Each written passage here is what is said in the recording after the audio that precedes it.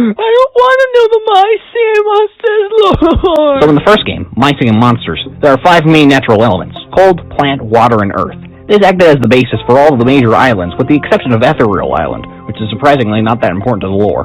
However, upon the release of Travel Island, it was hinted at that there was a long-lost fire element, because if you got your travel rank to a certain level, the amber on the island melts to free Akaina, the single fire element monster. This is where we get to Dawn of Fire. Dawn of Fire is supposed to take place hundreds of years before the original game, back when the fire element was still perfectly thriving. It also reveals the continent, which is essentially the My Singing Monsters equivalent of Pangea. The continent has the clear beginnings of plant, cold, air, water, and earth island, but at this point they were all connected. The other islands in Dawn of Fire consisted of Clarity Island, Space Island, Cloud Island, and Cave Island, which you sent monsters to by leveling them up. Remember these islands, they'll be important later. For now, we take note of the fact that between Dawn of Fire and My Singing Monsters, something happens to drive the fire element to near extinction. We know that the continent at some point splits, and given how there is no actual fire-centric part of it, it can be assumed that without a natural island to call home, the fire element was unable to survive.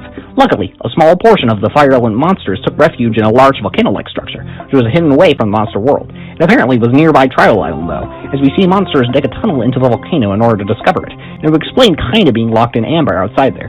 This volcano is, of course, Firehaven. Because fire monsters have been gone for so long, they are more valuable and harder to breed than in Dawn of Fire.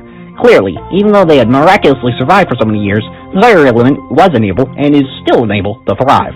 So the monsters create fire oases in order to create another space for the fire monsters to thrive on. The rediscovery of fire monsters caused a ripple effect of monsters going on searches for more and more islands, knowing now that there was more out there.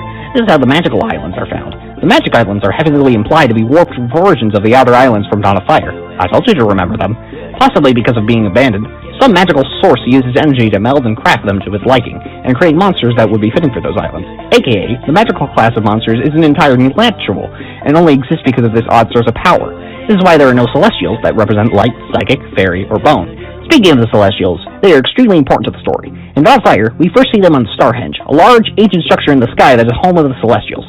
The Celestials themselves are said to be older than time, basically being the ultimate representation of certain elements. They are essentially gods of their elements. The elements they represent all have constellations that can only be seen during the specific months of the year, and this is, of course, when specific Celestials are most powerful / being represented. The elements represented are the 6 natural elements, the 5 ethereal elements, and finally, electric, the most powerful element represented by the Celestials. Galvana, the actual electric Celestial, follows this line of logic of electricity being powerful, and is the de facto leader of the Celestials.